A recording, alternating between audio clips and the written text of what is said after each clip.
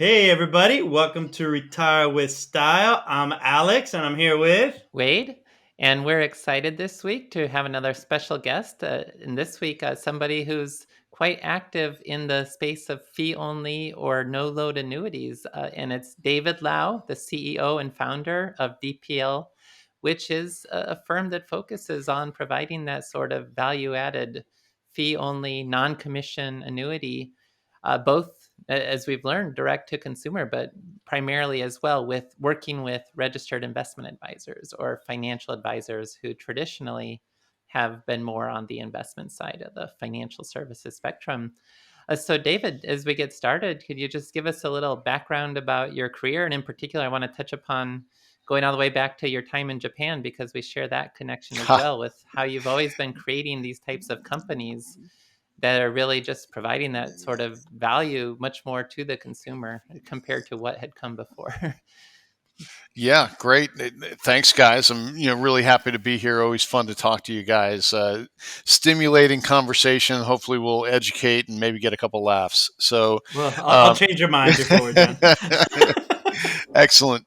Well, yeah. So dialing back, I mean, we don't. I don't know how far back we want to go, but I mean, my first job, which is a whole different podcast, was working with Soviet and Soviet bloc defectors resettling in the U.S. Oh, But wow. we can't talk about that on the air. But my foray into financial services was that I was the chief marketing officer of the first internet bank in the country. It was called Telebank. We wound up merging with E-Trade. It became E-Trade Bank, and I was the chief marketing officer, at both places. And the concept of it was, driving to that consumer value, and that's where it really resonated with me personally. Was that we looked at branches and just said, and this is back in the mid 90s. So, imagine ATM machines are kind of a foreign concept to a lot of people, right? So we said a branch is just a really expensive way of selling and distributing commodity products. If we got rid of the branch and did business with consumers directly, we could provide a much better product. So we could provide rates on money market accounts which were 5 times the national average, CD rates which were always among the highest if not the highest rates in the country, simply because we eliminated inefficiency and overhead in the distribution and servicing of the product. So that really resonated for me and is kind of what's informed my career. So I've used that thesis, over and over again, which is how do you drive inefficiency out of something in financial services in order to provide a better product to the consumer. So tying it into Japan, after I stayed a little bit at E-Trade, um, I got recruited by Shinsei Bank through a former Goldman Sachs investment banker that had been with us at Telebank, to help build really the first internet banking strategy in Japan. So spent about 18 months, more or less commuting back and forth from Washington D.C. To Tokyo, learning about the Japanese banking market, and in order to give Shinsei an internet banking strategy. So that was a super interesting thing. You forget that different cultures, different countries have different financial systems, different ways of doing things, and that was a real education. At the time, like there weren't even such things as credit cards or really mortgages, in Japan, and that was quite shocking to learn. Um, you have something, Wade? Yeah. Well, no, I was just like, yeah, when I first got to Japan, I tried to open an account with Shinsei Bank, but actually, I didn't yet have my foreigner registration card, so they didn't let me. I ended up with one of the local banks, but I was very much attracted to the Shinsei model if things had worked out a little differently there. How about that? And I told them at the time to be careful of people without their registration cards. Um, Right. so, so after doing the consulting thing, I also consulted for Merrill Lynch on building their direct bank, which is called Beyond Banking. Um, I really wanted to be an operator, not a consultant. Consulting. I had some really cool projects, but ultimately wasn't kind of my gig. So I really wanted to get back onto the business building side. And I rejoined the founder of the bank who had started an insurance carrier, originally focused on life insurance. So this is back in the early 2000s. Doing, at a company called Jefferson National. Originally, it was a life insurance carrier doing instant issue term life insurance online. You could apply and be bound online in like 5 to 10 minutes, which is still pretty. Bounds doesn't sound very. I know. That's life insurance terminology. I don't like the bound, but you're signing a contract, so you're bound. Um, but you could be, have a policy within 5 to 10 minutes, which was pretty radical. But the idea was, by creating that efficiency, that you could, drive down pricing. But it didn't really work out that way, because underwriting still wasn't quite good enough at the time. So we sold that business off, and looked to get into the annuity business. And in going into the annuity business, you said, okay, what is the big inefficiency? It's not bricks and mortar like it was in banking. The big inefficiency is commission. So the commission and other distribution costs. So the cost that the carrier's taking on to pay their wholesalers to, kind of famously buy steak dinners, pay for sales trips, do advertising, name stadiums, things like that, all kind of gets, baked into the pricing of the product. And if you can eliminate all that expense, you can provide, again, a much better product, to the end consumer. The question is then, though, okay, who's going to care? So you can either go directly to the consumer, because all the existing insurance brokers really want the commission. That's the double-edged sword. It harms the customer, but it's really good for the person who sells, because the commissions are quite rich. So you could go direct to consumer, or you can find a different outlet. And so this is, 2005. I identified the RIA market as, the market we'd go to, kind of working with advisors who were fiduciaries, who worked only on fees. And we just, built a really good business there. I stayed there 10 years building, Jefferson National, before I realized I thought I had a better idea. When we built the bank, we drove kind of systemic change in banking. Everybody had to start launching online access, bill payment, things like that. Bank of America couldn't match our pricing, but they could bring our services out. In insurance, that didn't really so much happen. Some copycat products came out, but you didn't see the widespread, manufacture of commission-free, no-load, insurance products. So I thought the way to really drive that would be to do it from an independent platform, kind of much like the way Schwab and Fidelity in the early days, Gotcha. created no-load mutual fund marketplaces. Yeah. DPL is really no-load Well, insurance marketplace. Yeah, and one of the well, go ahead, Alex. thanks, Wade.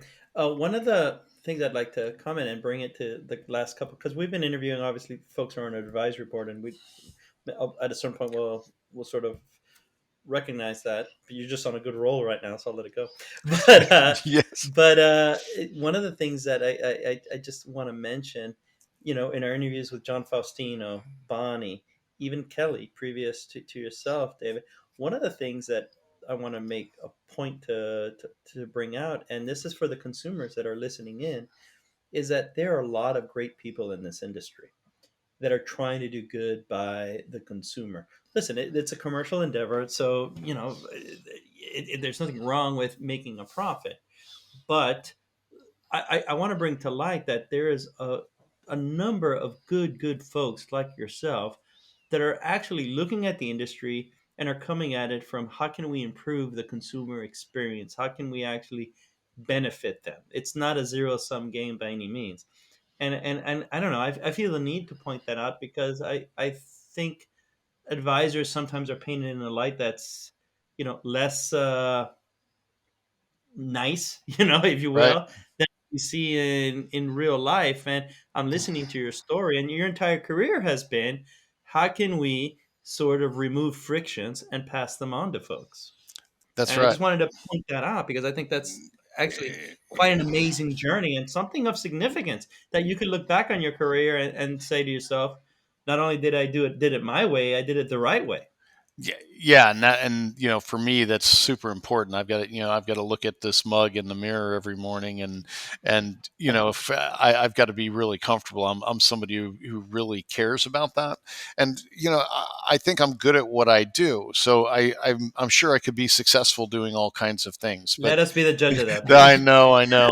So, but I could be successful, doing a lot of different Of things. But course, of I course. really wanted to do things. I want to do things that help people, and through financial services because it is such a complex industry.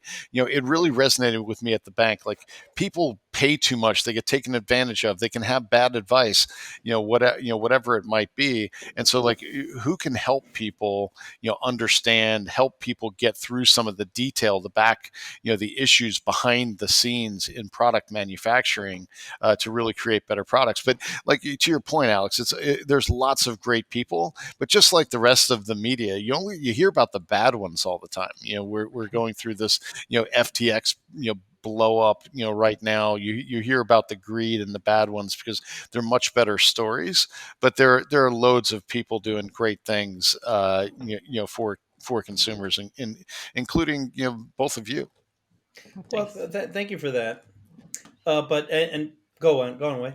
Well, just kind of continuing with the biography there. So at Jefferson National, the idea was this like a low cost investment only variable annuity for the tax deferral, but not really much emphasis on the income. And I heard you mention you were thinking you had ideas about how this could all be done better. And that leads to your current endeavor. That was in 2014 when you created DPL. And I am wearing my DPL swag for I anyone who noticed is that. I noticed watching on and I've YouTube. got some really retro telebank gear Oh, on wow. today, dusted off. But Yeah, yeah, flexibility. so again, I thought coming from, instead of a single product manufacturer, the way to bring better value for the consumers would be to bring choice. And we were a tiny carrier, so creating income products wasn't within our purview. So I thought if I create this platform, and I launched, officially started DPL at the end of 2014, but really got into it in 15. And it was with a very long view because you guys know with insurance carriers, they don't move quickly. So I knew I needed to spend time working with carriers to help them understand how to build and support these products, before we could launch DPL. If they didn't build and support the products right, it wasn't going to work. So I literally spent about 3 years, almost 2.5 years, consulting for carriers until we got enough products, to kind of launch the So, platform that is DPL.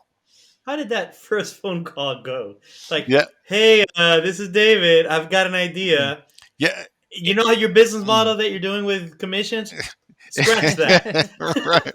Like, Right. how do you introduce that in a way that you keep them like listening? Like Well, they say, go on. yeah, yeah, that's right. Yes, all that you're doing is all wrong. Let me tell you why.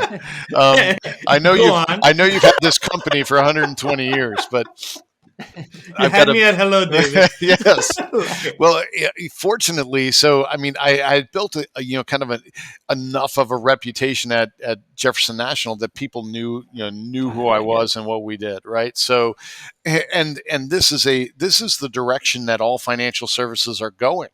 It's moving away from commissions, moving away from transactional fees, to low cost, transparent products.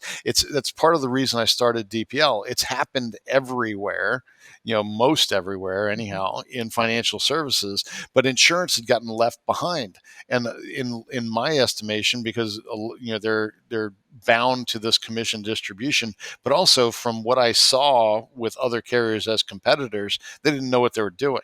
So I thought, okay, I can help them. And so really I called a couple that I knew that were in the space, prior to, setting off to do this, and got, terrific response. And literally the day I announced I was leaving Jefferson National, my phone rang from like 3 other carriers saying, hey, we're interested in doing this. So, throughout the course of building DPL, I other than those kind of initial calls to let people know I was going to do it, I really haven't had to pick up the phone. yeah, Um, and you did it with them in mind. You did it like almost like in unison with them, in concert with him. You exactly. didn't create. You didn't solve for something that a product problem that didn't exist. You kind of like did it hand in hand with them. Yes, I mean they know this is something that has to happen, right? Because like I said, it's been happening elsewhere. Mutual funds, we've moved from A shares to I shares long ago. I mean the costs have been driven out of many areas of financial services to the betterment of the consumer, to what we were talking about before. But it just hasn't happened in insurance, and just to put a dimension to it, I mean the commissions within insurance, financial insurance products like permanent life products or annuities are very, very generous to the seller. And Sure. we're talking maybe 100% of the first year premium in permanent life products, maybe 8% of premium in annuity products. So I mean they're very significant. So taking them out of products is much better for the consumer, really drives tremendous value. And then maybe if there's any critique of that, if someone says, well, commission is a one-time deal, uh, versus like a traditional advisory firm that may charge an ongoing percentage. I think there's more to it than that as well.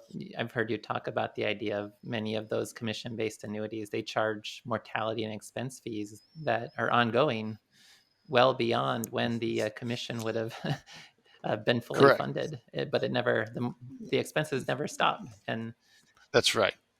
That's right. So it's really comes down to you give the client the choice, which is something and I know you guys with RISA are also very helpful in that, giving clients choice, right? So this takes the compensation out of the product. Now the client, if they choose to, can pay an advisor for advice. If they want advice, they can pay for advice, just like a mutual fund. You don't have the load or the 12B1 fee or any of that built into the product. You're getting basically a institutionally priced product, and if you want to pay for advice, you can pay for advice. But product comparing product to product, taking the distribution expense out, you're going to get a better product when you eliminate the commissions. It doesn't mean that like opting for a commission product is the wrong thing, that you'll pay less over time. It's just a different proposition, and you're giving people options. Yeah, especially if the advisor is providing ongoing advice, and in year 5, maybe another type of annuity that could make more sense, and they could transfer out of it or whatnot. If they're providing this ongoing advice. So Well, yeah, and you want that ongoing advice. I mean, yeah. because No, I'm trying to think you of a situation where it yeah, does make sense, and there you because go. I mean, you want ongoing advice. I think unless you really know what you're doing, you understand the product. Just for But selecting your investment options, knowing when to turn on income, I'll, I'll say, those kind of within the rest of your plan, that kind I'll of thing. say I'll say it like this: if you wake up in the morning, brush your teeth, and shave, and Wade Fowle is not looking back at you in the mirror, then you need ongoing advice. There you go. well, yeah, expanding on this point a little bit, with financial services being so siloed, and traditionally there's the investment side and the insurance side, it seems like you really found this niche where it's the investment side, the RIA, registered investment advisor, we're fee only, we are fiduciary, we're serving the client's interests. But for a long time, annuities were not on the table for them because they're not able to accept commissions because they are fee only. And That's right. the whole argument that we're doing what's best for the consumer by taking insurance entirely out of the picture and having this incentivized kind of bias against insurance, it made it hard to be a true fiduciary. So could you comment a little bit on how now you've created the ability for a financial professional to really be able to offer a broader range of financial products and services by allowing for that fee Yeah. only model to apply more broadly? Yeah, and that was definitely part of the thoughts around, again, creating DPL is when I first heard about RIAs, and you hear it was like the like commercials you hear now, like, we do well when you do well, we sit on the same side of the table. You're like, absolutely, that's what I'm looking for in an advisor. But then you realize there's actually some conflicts in that fee as well, and then you realize that insurance is a big one because they can't accept commissions, either structurally and ethically can't accept commissions. So they forego, like you were saying, Wade, an entire class of product, insurance products that can be very helpful, to clients in mitigating risk and generating income, doing all kinds of things you simply can't replicate with investments alone. So enabling advisors to give much more holistic advice to their clients and not have to be limited to like investments alone, I think is a really important thing, and to do that from that fiduciary point of view. So that's I think a really good outcome for clients, just enabling more advisors, more access points for products that matter. And I think I that's think a you're good spot on. segue. I know Alex has been itching to ask the question about. Yes, David Lau is a member of the RISA Advisory Board, and Oh, that's not the question I was going to that's not ask, the Wade. question you're going to ask. That's not the question I was going to ask. Well, I'll get to that one. There's 2 points. The first one was that you do well and I do well, and I'll put this to rest. Listen, whenever anyone tells you how generous they are or how nice they are by telling you you do well, we do well, the tighter you should grab your wallet. Bottom line, Yes. just Yes. let's come on, that's just marketing drivel. Yep. The next question I was really going to ask: if you guys had a podcast, would you be Lau and Fao or Fao and Lau? How would you? I, What would you go with here? I think you'd just go alphabetically, right? Oh, okay. Sorry, Wade, you're Yeah, out. we've been on panels together. So it'd be Lau, Fao, and Wow. And when I did one, I was hoping to get the title right for CEO and founder of DPL, but I realized you have a Google problem. There are a number of David Laus out there that I hadn't realized. And at least Really? with FAO, I don't run into that so much. I know I got heckled at a golf event where they had a bunch of spectators there, and there's this particular heckle hole, and they said, "Don't let them know who you are because you'll get heckled." And so somebody let them know who I was, and then I started hearing, "There's a rabbi more famous than you." So, which if you Google David Lau, yeah, the first thing to come up will be a rabbi. Yep. His Wikipedia Really? Wow. page. We need to get you on Yes. I would Wikipedia. love the heckle hole. Wow, I love that. I love that phrase. Yes. I would be like at home there.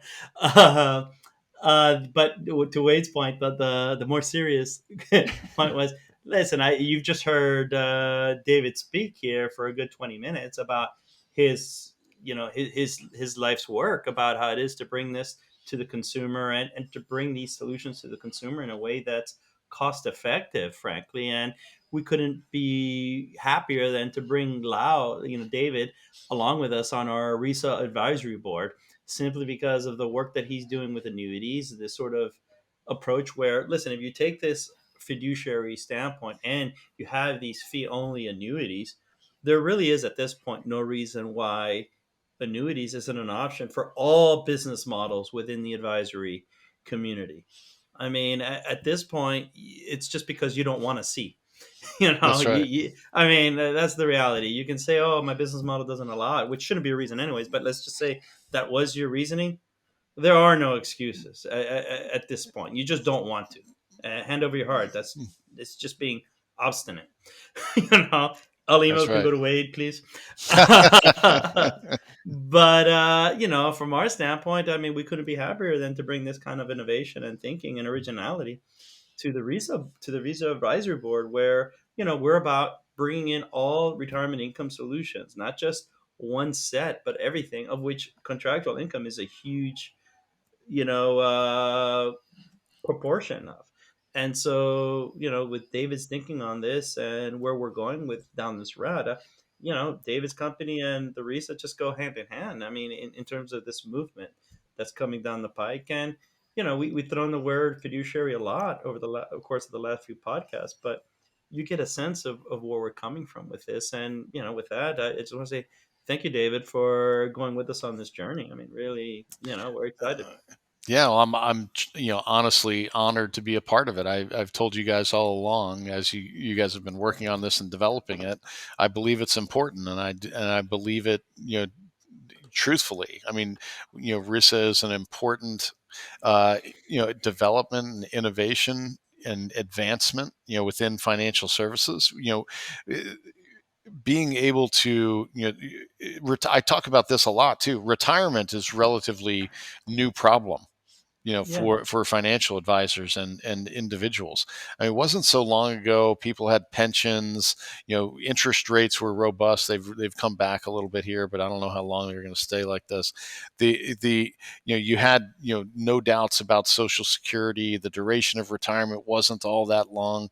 You could clip coupons from bonds and safely fund a retirement. People didn't worry about it all that much. Now that's definitely changed. You're looking to plan for a 30, maybe 40-year retirement. You're doing it without a pension. You're self-funding basically. And how are you going to do that? And there's more than just using investments, right? Which is what traditionally advisors do. And advisors are really, for the first time, I think, just recently, starting to really broaden their purview out of being just an investment manager or a money manager, as some people call themselves, into being planners and, looking at retirement more seriously. And what RISA enables them to do is actually ask their client about how they want their retirement handled from an income perspective. And I think that's unprecedented. It's really important. It's important if you're going to do right by your client. I say this a lot. If you want to do the right thing for your client, it's a good place to start is by asking them what that might be. No, it's your phrase that I've kind of just taken it as my own at this point. I don't even give you credit. It's, fiduciary is when you're taking your client's best interest in mind, but how can you take a client's best interest in mind when you don't ask them what their interest is? Yeah, and I mean, easy as that, right? right, and I think I've taken it even a little step forward from there, and looking at like Bill Sharp. You saw I quote him, the Nobel Prize winner, from an article with our mutual friend Michael Finke, where he said he hopes there's a day basically when people will present an option. When advisors will present their clients with an option. Here's a plan with an annuity and without one. So I think not only do you have to ask, you also need to present options, because this is, again, an area where if someone's working with you as an advisor, they don't know how they don't know Yeah. how they want their money managed. They don't know how they might want their income. You need to present them They with don't know there different are these options. options. That's right, and show them what's possible, and not be biased towards one way or another, and have a dialogue about different options, Oh, with your client. And without presenting options, you wind up with what we hear about all the time here at DPL. My clients are panicked. The market's going yeah. down. They all want to know what's happening with their income. Well, maybe your strategy is mismanaged to their psychology. Did you think about Yeah, that? and it goes both ways. It's not the insurance guy selling insurance only or the investment guy selling investments only. It's about finding what's the right starting point. I mean, that's ultimately where it's at. Yeah, I mean, and that's one of the things that's always a hot button for me. Everybody talks about these insurance and investments like they're binary decisions. Exactly. It's all investments or it's all insurance. No, it's not. It's actually some blend of them is probably the right answer. For most people, and it's not a binary. It's all about an annuity. It's all about investments. It's finding that blend that makes the most sense for the client. Yeah, and there's this. I mean, this is just my own sort of frailties, showing through. But sometimes I get the sense that if you have any inclination towards bringing up an as contractual income as a potential solution, I get the sense from other advisors that thinking is, well, you just don't understand the markets. Right. Yes. Right, and that's a And I'm battle that like, you've had is yeah, but I'm like, I'm Mo Green. What do you mean? I don't understand the markets. No, it's one of these where it's like, you just You, want to like, you, well, I don't want to well, curse on this there's going to podcast and be a make it an number evening. of advisors who, when they first hear this idea of giving a choice to their client, there's, well, what's the choice? The investments are the way to go. The job of the advisor is to convince the client to. I remember seeing message board posts of like, the job of the advisor is to convince a client to be 100% stocks. It's Yeah, but part of that I, implicit thing is that we don't know what we're talking about the market because we don't yeah, understand the markets, and yeah. it's ridiculous. Go Well, on, David. Sorry. yeah, no, totally, and I use this example when I'm talking about RISA all the time, and I don't know that you guys love it, but I think Sorry. it helps, for me when an advisor is managing a client's money and they do, a typical risk profile questionnaire, and it turns out you've got a 40-year-old who's extremely conservative and risk averse and is allergic to losing money.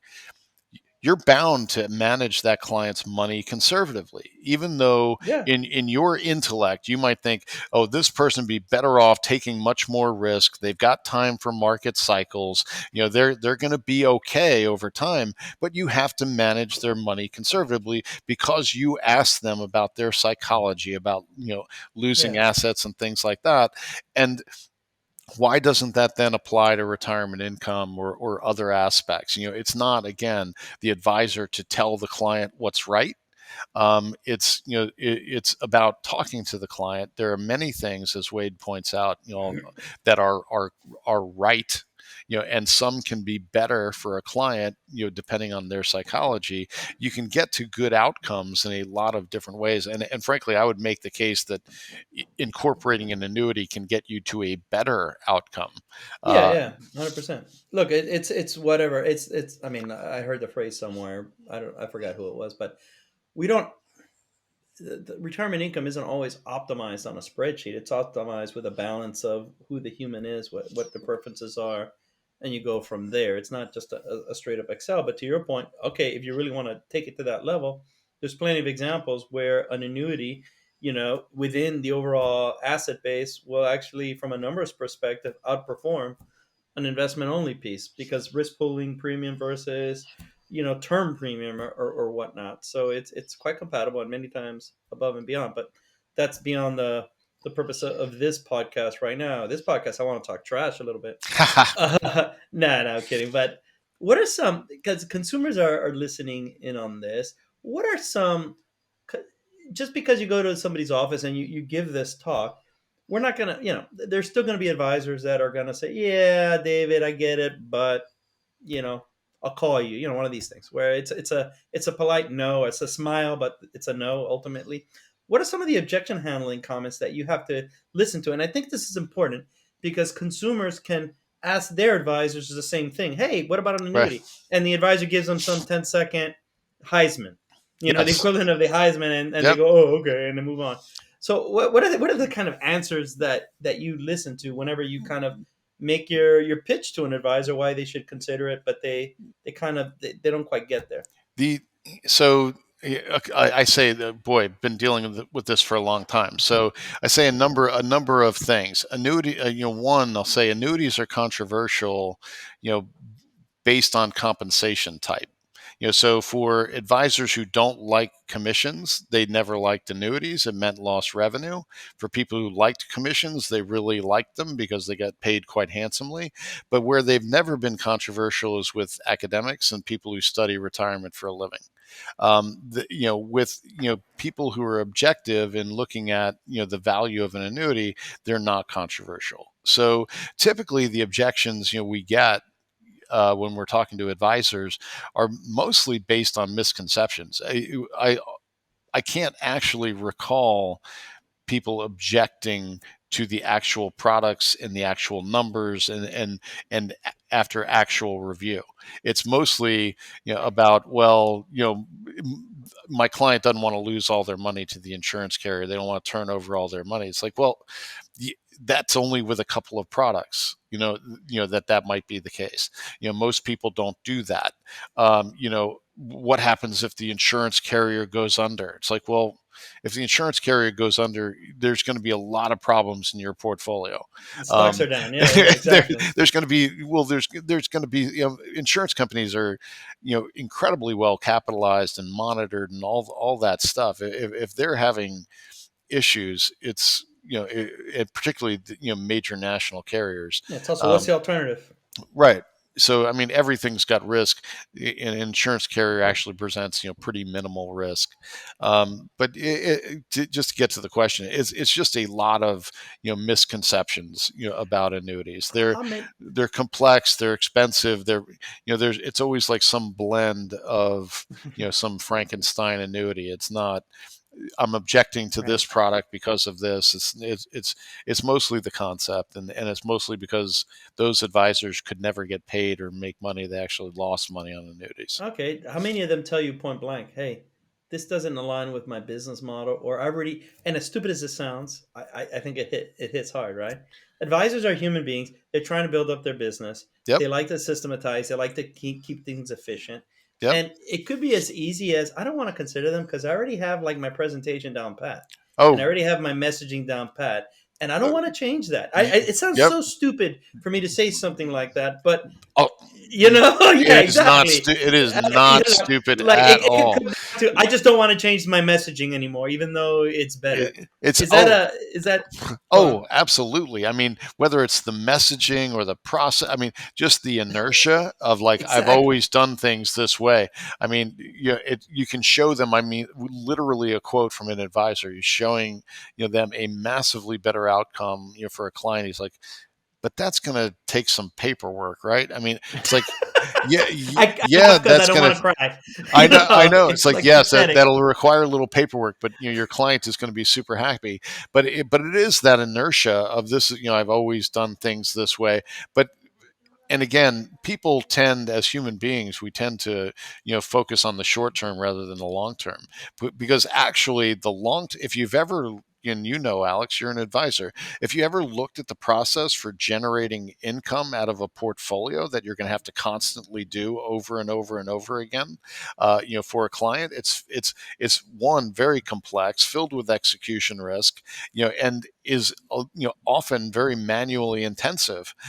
If the use of an annuity to generate income is actually going to make your operations as an advisor a lot more efficient down the road when it comes to, managing clients' retirement. No, I don't. I agree 100%. I just want, again, I'm trying to think. Okay, there's some consumers that are listening in, and sometimes consumers may not want to ask their advisor about what they're listening to right now, or if they do, I want to kind of make them informed if Right. they do Well, bring it up to their eh, advisors that if the advisor can't just wave and their magic wand and say, not really because blah, blah, blah. You'd th- be hard pressed to find a reason why that shouldn't be in consideration. Yeah, so I mean, so I've struggled with this question, which is ultimately kind of a little bit what you're getting to, for a long time since I was at Jefferson National. If we went direct to consumer, trying to drive consumers like in a prescription drug kind of model, you do advertising, you say, hey, if you want this, go talk to your advisor about it, go Kind talk of, to your yeah. doctor, right? But the thing with annuities and financial advisors is the advisor would just say, oh, you don't want that. And the consumer, it's hard to arm them with the one question that says, how do I question my advisor? They're just going to defer to the advisor. So it's a really hard thing to do. The closest thing ever, I'm telling you, is probably the RISA. So Yeah. for the consumer, to me, it would be two things. Number one is go through the RISA, see if an annuity is right for you, see if it matches up to what you're looking for, in retirement. If it is, then number one, that's a great thing to have a discussion with your advisor about. If you're using an advisor, say, here's what I want. Can you give me a solution? If they say they can't, or they try to talk you out of it, find a different advisor, because somebody will, right? Because somebody will want to match what you want, and somebody is not going to be biased against annuities or something like that. And I mean, that's the best thing I can No, come up with for it is if somebody tells you no, you don't actually want what you want. I mean, they're trying to sell you something different. yeah, it's hard not to make an academic case, an empirical case on Excel, on even a case from an emotional standpoint, why there isn't some sort of room for this if this is how you prefer to source retirement income. You can also do what Wade does to me. When Wade doesn't approve of something I say or he's in disagreement, he just keeps on asking me why. Hmm. He asked me But, by the fifth why, I give in. or You or you, know. or if you or the other tactic I've taken to recently, Wade, is going back to Japanese days, and is just to nod looking Oh yeah. like you're agreeing. And in Japan that just means I heard you. I heard you. It's like, not I agree with you. You're just nodding to say, yeah, I acknowledge. I heard what you said. Yep. So what consumers, what, let's say not everyone has an advisor, right? And this is something of interest. I've always, and I don't know enough about this. You know this. This is kind of your expertise here, from frictions and stuff like that. I always thought, someone can sign up for a model portfolio, no problem, online, right? Because Yep. it's, open up an application, boom, and they're buying, they're affecting a trade. I think that's much tougher with an annuity because it's a contract. And so, in my view, once you go into the realm of actually doing a contract, it's not something you can just bang it out in 2 minutes online. Maybe I'm willing to be wrong. I'm willing to tell me, no, Alex, that's not really the case. And that's fine. But what are the challenges that are presented to a direct to consumer annuity transaction? And are you doing anything for that? Yeah. There's a number of things. One is like, and again, one of the impetuses I had in building DPL. How do you compare? Like, so let's start with the notion that, okay, I do want contractually guaranteed income. So I kind of want an annuity. Well, how do I find the right one? If you just go to a broker, they're just going to talk to you about, okay, this is kind of my favorite product. They're going to give you the product with the best sales story. Oh, it's got this cool little feature that does this when that happens, and that's all you get. Right. So we built technology. We've got tools, consumers can access them, on our website. Just register at the website, dplfp.com. Can we put And that in the show notes? put it in the show notes. Sure, dplfp.com.